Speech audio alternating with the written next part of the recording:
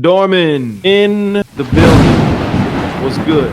It's Chief back in the building. Welcome to the Doormen Podcast, where we discuss all things security related. Let's see what's going on in the world of security this week. Major story that has taken place in the world of security. Had to do a second episode tonight to address this particular situation. And this episode is just more talking about the importance of security in general, the importance of having professional security, and really no matter who you are. If you are a person who has influence, power, money, whatever the case is, there are people around you who will take that. There are people around you who will victimize you, right? So you've got to put a person, a team, a company in place to protect yourself, your family, because oftentimes it's not until after something happens that people begin to scramble around and look for someone to protect them. It takes someone who's wise to say, okay, I'm going to invest in security and invest in professionals to protect myself, my assets, my family.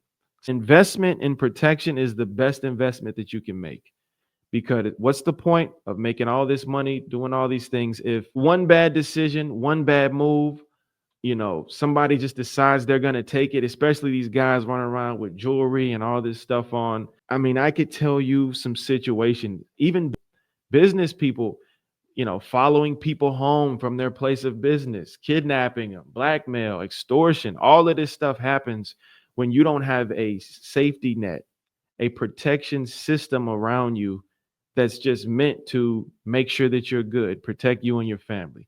There has to be a second set of eyes only focused on your protection.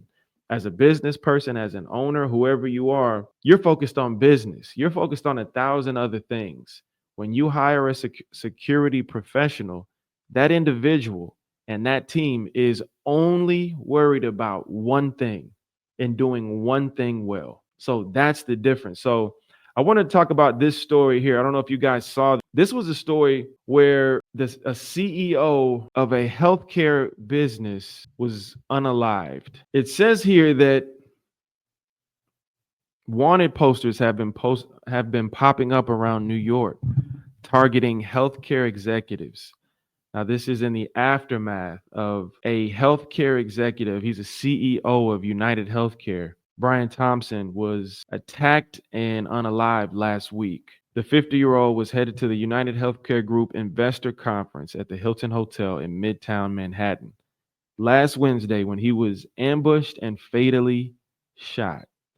Police have since charged the individual who committed the attack. While no motive have been firmly established, people are speculating that it stems from his own medical issues and that of his family members, and he had some animosity towards this healthcare provider. Following Thompson's passing, unsettling images have been shared across social media, showing the wanted signs featuring the deceased CEO as well as other healthcare leaders plastered across traffic control boxes in downtown Manhattan. So this is an example that it doesn't matter what industry you're in, you are not exempt from violence. You are not exempt from someone targeting you, targeting your family. And it's in this day and age, when it comes to technology, people can find the owner, the CEO, the board of directors of any company with a Google search. And so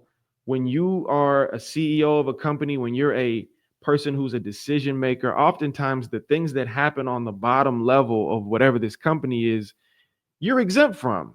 No one even knows your name.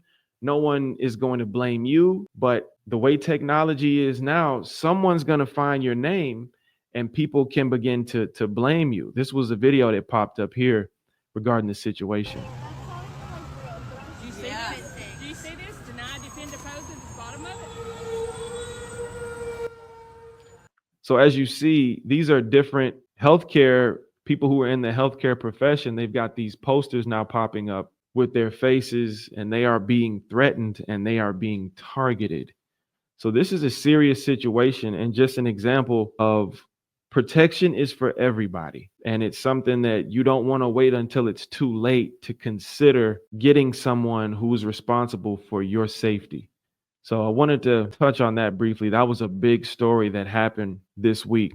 A couple of videos that I found interesting as we wrap this quick video up. I want to play some videos about people just discussing bodyguards, protection in general. And let's just listen to some things that they're saying and we'll discuss. Yizzo, what's poppin'? Hey, listen, I want to say something to all my guys out here in this rap game, in this music industry, that's running around and you got people holding you down and shit like that, right?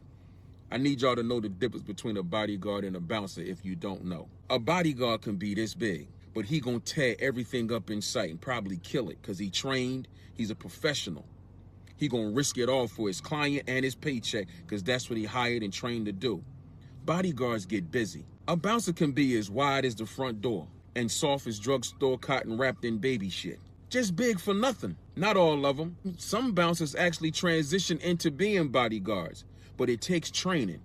Don't think just because somebody big and can move some furniture and people around that they can protect your life. Bodyguards and bouncers got two different types of heart, yeah? So interesting points he made there. I would say that bodyguards and bouncers obviously are different. Bouncers being more event security based, bodyguards are more on the personal security side of things. But I also will say there's some quality bouncers and there are some bodyguards who are soft, super soft, untrained, undisciplined, and liabilities for their clients. So they're bad and good on both sides. I will say this just as a quick point. I think one of the best places for a bodyguard to start, if you want to know if this bodyguard game is for you, you should start in the club because there's so many skills that you learn in the club about dealing with people, dealing with situations, how to diffuse situations, how to talk to people.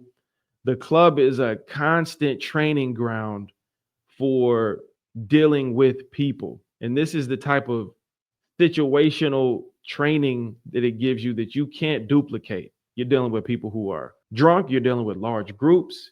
You're dealing with people with egos. You're dealing with all types of different styles of people and situations. And it's on a constant day-to-day basis. It is the perfect training ground to become a EP guy or a bodyguard guy. I use so many skills and techniques, verbal judo that I learned from nightlife. I mean, it's not even funny. So people always ask me, how should they get involved into bodyguarding? Work nightlife. Find a club, find a lounge, and go up there, work it. Try to work the door if you can, because typically the door guy is one of the most well-rounded, and he possesses a lot of skills as far as reading people, reading situations, and also there's a lot of responsibility on him to determine what goes and comes from that club. So there's a lot of responsibility. And as we talked about with the Mentality Mondays, in any situation you're in, you want to try to get as much responsibility on you as you can so that you can grow and become better. So don't just be a guy who gets in the club and they sit in the corner and you just sit there and watch people all night. Try to be a guy who gets involved, a managerial role of sorts, a guy who gets involved in situations, is one of the main points of contact. If there is a security issue, they come to you. They want to know your input. You're the guy handling it. And if you can become the man in a nightlife scenario, then I think at that point you can transition into becoming a bodyguard. Interesting things he said there. Also, that one of the main differences is training. Guys who are professional have training. They're trained in tactics. They're trained in weapons. They're typically low ego. They know how to speak to people. Training is important. It's not just a big guy who can move a crowd and who's tough. There's a lot more that goes into being a professional bodyguard. Let's look at what this next guy says. Even if you look at the Pop Smoke situation, rest in peace to him, if you had security around the perimeter, around the house, motherfuckers would have kept it moving. Yeah. You would have had him, another nigga in front of that motherfucker. Yeah, they would have just drove right past. Yeah. Then they have no way. So I learned that from 52, because security and making sure you moving right is the main thing. Even when we overseas, there's no guns, but you got to make sure you moving right. The way you get in the car, we jump in the car, And you never know what we in. Because like I said, I could be in the hoopty, I could be in the Phantom. You choose. When I'm in the Phantom, there's a chance I could be getting tailed. That's why you got a motherfucker like him in the back or at the crib. It works. Because, Pop Smoke and these artists are the investment. So for me, if I had an artist that's big, a security would be a big investment. 100%. He hit it right on the head. The artist is the bag. The artist is the investment. So putting a team around him, putting professionals around him that are responsible, once again, for only his protection it's huge. It's the basics, but it's a thing that a lot of guys unfortunately don't do, and they learn the hard way. The Pop Smoke situation, as he just said, when my guys are in a detail and we're with an artist, there's a guy outside posted outside of the home. There is no sneaking up to the house. There's a guy, an armed individual outside of the house. But that's what a security team develops for you, is a security plan, and they are responsible for your protection. So that was a great point. We're going to watch a few more of these just talking about security, professional security. Let's see this. Move around with Jay-Z. There's earpieces. You see these bouncers that are huge with the big t-shirts and all that shit that these motherfuckers run around with? Jay-Z got motherfuckers with custom suits that are like a block away in an SUV. And then, mind you, there's one in front of him, one behind him, but there's also one a block away with an earpiece that's communicating with the guy in front. It's way different. He's not selling a tough image. He's a businessman moving along. So why not do that? Why not replicate Warren Buffett? Again, speaking to the same thing, speaking about having a security team that moves in a professional way to protect you, your assets, your family, your life. It is super important. So I just wanted to show a few of those videos briefly, speaking about the importance of security. It can't be understated. And not just having anyone there, having someone who's qualified, professional, and takes the job seriously, because your life is serious, right?